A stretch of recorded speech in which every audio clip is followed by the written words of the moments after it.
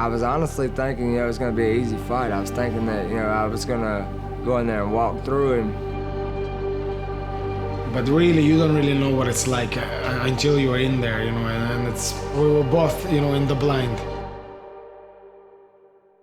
Good left hand from Jason Knight. Lobov trying to fire back on the counter.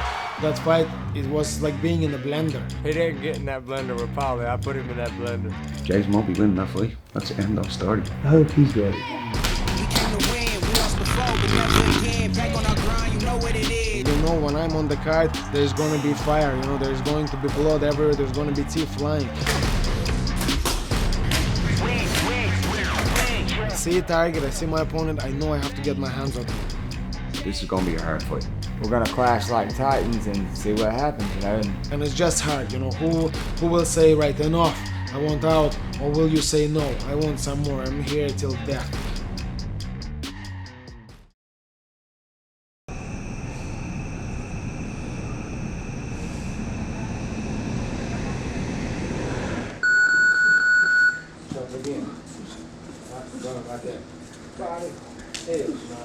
I started out fighting at 14 and just started out as something I love to do. Never ever thought in a million years I'd make a career out of it. I thought, maybe I'll get less charges pressed, if I can fight somebody and they're not pressed charges. So that's kind of how I started out, just training in my backyard, me, my brother, and a couple buddies. I caught a charge whenever I was like 17, almost 18. Wound up, I go to prison when I turned 20 years old. What'd your mom say? Oh God, yeah, my mom, man. At first she went from mad to, now she's fixing to lose her little boy. I'm the baby of the family. I'm the fourth born child, and I'm a mama's boy through and through, still to this day, you know what I'm saying? I love my mom. I felt horrible about it, but at the same time I knew she had my back the whole way through it. I put my whole family through that. It wasn't just me who went there and did that time. My mama, she did it every day with me, day for day. She was there with me. I guarantee you she cried 1,000 times more than I did. Right or wrong, I'm always gonna have his back. I might not like it, and I'm gonna tell you, you messed up. Fix this. You knew better. You're the one in control of this, so don't even come crying to me because you messed up. You messed up. I told you better. I taught you better. Having to deliver him to the courthouse and them take him away in handcuffs, and it was hard. That is the most helpless feeling that a mom could ever feel when you see your son, handcuffed and taken away. Even as bad as it was, I think it was a good thing for him because it brought him down a notch because he thought that, he was young. And when you're young, you think, oh, yeah, I'm so big and bad and I'm tough, I can handle anything, no matter what. I get out and the dream never died, it's right back to it.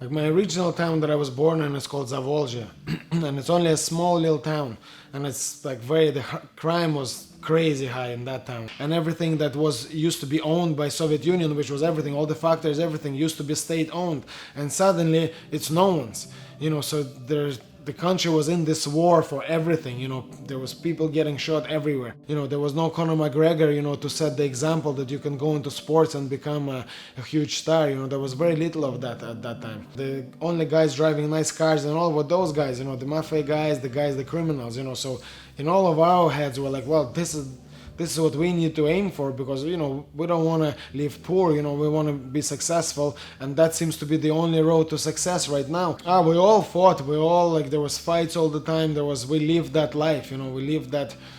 If you didn't live that life, if you didn't try to be one of those guys, you were kind of like the geek, the quiet guys or whatever. Like, yeah, they didn't maybe get involved, but to us, they weren't cool, they weren't cool.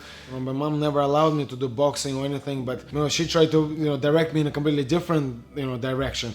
I mean, she made me do ballroom dancing, but she didn't realize that only made me tougher, because in that climate, to be able to do ballroom dancing and not get bullied, trust me, that required some balls. Believe you me, people try to slag me all the time about it, but I held my ground.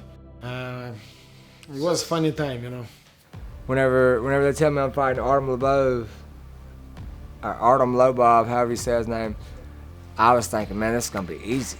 This guy, I've watched him in the UFC, he's like 15-1, he's horrible. The very first punch of the round, I throw a punch, he slips it and hits me with a good punch. After that, all the technique in the world went out the window and it was time to fight. And that's what I did. I got into that slugfest with him, went to brawling, and thinking I'm gonna put him away before he puts me away. But it was hard. It was hard to put him away. The dude's tough. I give him all the credit in the world. He's got heart. He's got toughness. He's got a chin. You can't take none of that from him. Everybody told me that he wouldn't box, which I was like, oh, I'm stubborn. I'm gonna teach him how to box. I'm gonna fight from the outside. He did good for a minute the first round, but then Artem lured him into that battle. We was trying to coach strategy until about the third round, and we were like, oh, throw that out the door. Let's just motivate. Let's pull the Rocky speech out of our pockets. If we wouldn't have had Stitch Duran there, Jason, I don't know how to fix. I'm not on that level. I can't fix cuts like that. Dear God, he had 12 cuts on his face. I thought he had 10 cuts. He had 12. I tell you what, man, they were both gladiators, and just to see the volume of cuts that Jason Knight had. Every time he came back into the corner, I had another one, but yeah, it should be fight of the year, man, for all sports. We had a plan together before we went out, and we actually stuck to the plan. The plan went according, everything went clockwise. Till you got to the fourth round, he got a bit tired because he wasn't expecting to be thrown so many punches, and Jason was going to be such a hard opponent. When Jason kept getting up, he was in a war. When Artem went into that actual fourth round, when he actually came to the corner, and if you'd have to listen to the video, when he comes in and the very last fourth round, and he says to me, I'm glad that fight's over. I said, it's not over. I said, you've another round to go here. And that killed me. I remember I sat down on my stool and said, one more round. I was like, one more round? Are you serious? Fucking hell, I was just like exhausted and like blood was everywhere. My hands were in so much pain. They were literally in agony. I could just see blood dripping off my hands. I saw big gashes. They were all swollen already, just starting to swell up. And I couldn't even like barely close my fist. I was like, oh my God. But then the bell would ring and I just, make a fist and just, right, let's just keep throwing them as hard as I can. I was supposed to work my angles. I was supposed to keep my distance. I was, supposed to slip some of his punches. I was supposed to keep my hands up. But, instead I stood right there flat-footed, marched my way forward. And if I was going forward, I was flat-footed, crossing my feet, throwing bombs. If I was going backwards, I was flat-footed, crossing my feet, throwing bombs. I wasn't trained that way. I was trained to do a whole lot better than that. But, stuff happens. And I hope that's not what happens again for me. Not just for Jason, but Jason's mama, dear God, she was a mess after that. The next 2 days, I cried. It was traumatic to watch as a mom. Traumatic to see the effects of his face afterwards. I mean, little cuts, stitches. He's been having stitches since he was a little bitty boy. Broken bones, that's nothing. But this was a whole another level. And I mean, it kind of got to me. I couldn't stop the tears, and I felt feeling inside I wanted to stop the fight. Is there any way I can stop the fight right now? I don't want this to go anymore. It's horrible. I start to hate everyone around me that's in this room, thinking these are all here paying in here to watch my boyfriend as entertainment, and this is so hard to watch. This was the fight of his entire career. I don't like the outcome of seeing the brutality of my son, but I'll support him to the day I die, just because this is his dream. I'm his mom. I'm supposed to support him no matter what. I think Jason's, what would you say? He's a warrior. He's a fighter. And you have to respect the fighter. The two of them went in, they exchanged some fantastic blows. And the respect they had for each other after they came out of the ring, and still do have for each other. And now they're going to go in and they're going to have a knockout of each other. And the both of them respect each other. You don't hear any trash talk between them. They know what they're expecting of each other. They know they're going in there and they're going to have a really hard knock. When Artem fought Paulie, Jason was there, supporting Artem, backing him up. Even though they had a fight together, Jason's after losing, and now they're gonna have another fight. So Jason, you have to admit it, he's a nice lad. He does his job, he gets in, he trains hard, and he fights. And that's what he does. And he's not bad mouthing anybody. So the two, Artem and him, I'm actually kind of glad to see them fighting in a way, and then I'm not.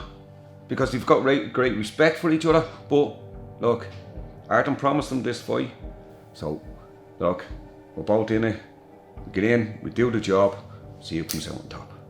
Artem, he's an awesome dude. He's the polar opposite of what I envisioned him. You know, I envisioned Artem through Conor McGregor. I figured that he was going to be that same douchebag, cocky prick, but he's the polar opposite. The whole month or so leading up to the fight, he talked a lot of trash. I talked a lot of trash back. You know, we had no respect for each other, really. We really didn't. I was thinking, you know, this guy, he's just going to be a douchebag. And then we get in there, we start cutting weight. Just so happens they set us up at the same sauna.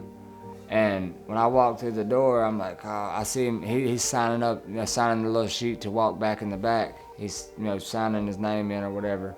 And when I walk through the door, I'm like, oh my God, you know, here we go. We're probably fisting to have it out right here. I'm thinking, I'm fisting to walk up to this guy, he's gonna be a douchebag. Well, as soon as I walk in, he sees me, oh, what's up, man, how's it going? Yeah, I'm you know, excited about tomorrow. I'm like, whoa, that ain't what I expected. I thought for sure he's fisting to talk crazy. Well, you know, we go in there and we start cutting weight. We're cutting weight together in the same sauna. You know, it's no big deal. I've done it with plenty of other fighters that I fought. And, you know, we're just carrying on conversation like he's my best friend or something, like some guy I've known for years. And at the end of the day, we need each other. He is gonna be making money and so will I. His family will be fed and so will mine. So, you know, that's just from that alone comes respect. But then on top of everything, like I said, he's an extremely tough guy and a nice guy and he's got a great family, you know. So I definitely was a lot different than it was with Paulie, yeah.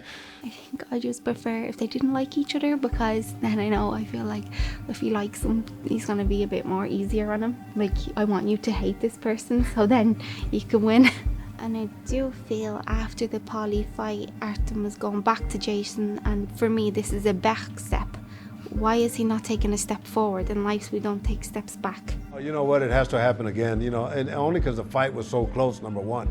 And, you know, forget the blood and all that, but the fight itself was tremendous, and that represents bare-knuckle fighting that we have right now. I get done with the fight, I try to stay fit, you know, I keep that shape, because in order for me to go to next level, well, I need to be at least on this level before I go to next level. But no, if you want to grow as a fighter, if you want to improve, then you have to build on that. I started in the sport quite late, you know, I've had my first amateur fight at the age of 24. I only started training when I was 21. So I realized that I'm behind other people. So in order to catch up, I try and do whatever I can. So we'll have 5 weeks on the exact plan of what we want to do. But Artem's been training since he came back after Paulie. We always keep that level of fitness, always go to 75% after a fight and keep it at 75. When it's coming up to the fight, we bring it up to 90%. 2 weeks before, we bring it to 100%, and then we'll drop it to let his body relax the weigh in week, you know. So we have the plan. The plan's already done. You know, it's not going to be easy. Like Jason knows Artem hits very hard. Artem's hitting harder than he was, and he's fast.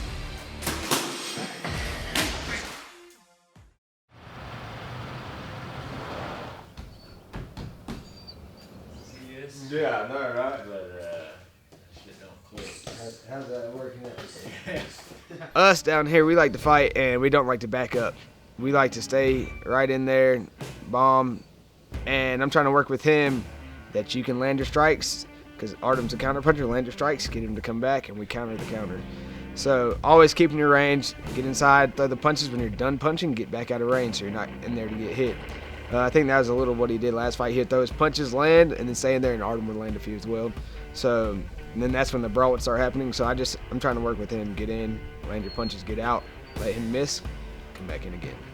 Oh, he's definitely improving. He actually comes and trains now. He used to not train. He would literally have a fight lined up and not come and train until like a month out from the fight or whatever. I like to slack, I like to mud ride.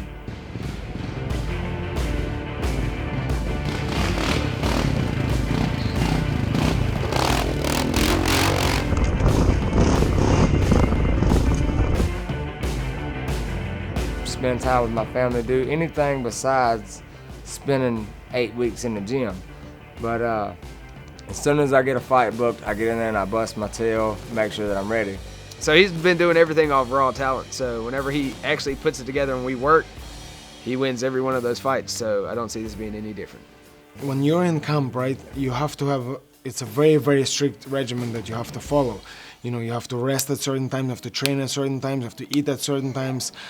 And it's very not enjoyable usually, Well, the baby took care of that for me, because right now I wake up, I play with the baby a little bit, I have my breakfast, then I go train, and I just want to come home to play with my baby again, which means I'm taking a rest again. So I eat straight away, I play with my kid, I go train again, and come home, play with him a little bit more, and then put him to bed. And that's it, and that feels great to me. That is so enjoyable for me. I love doing it, but at the same time, it keeps me in line for what I need to do. This is my normal life now, and it's absolutely incredible, because my normal life means that I'm training and getting better all the time, and all I do is living a life that I enjoy.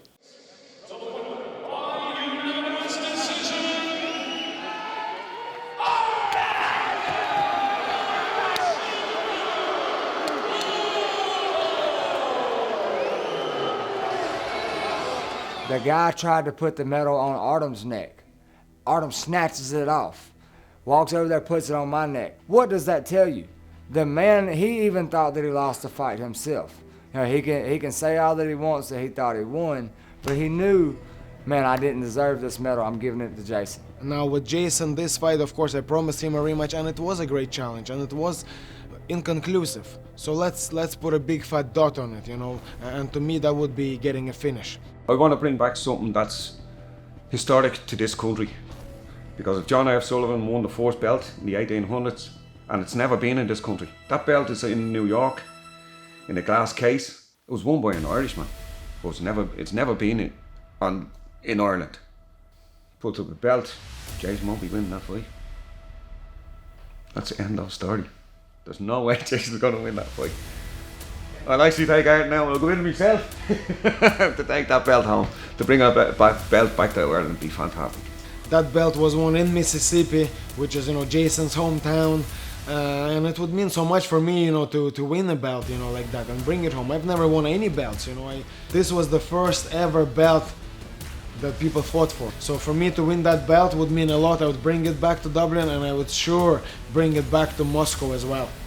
There was a statue, a trophy, not a statue, a little small trophy handed to John F. Sullivan at the time he won the fight.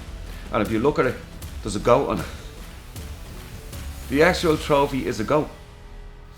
So I'd like to take the belt. I'm one of them. I kind of got it in my head that this guy's not going anywhere.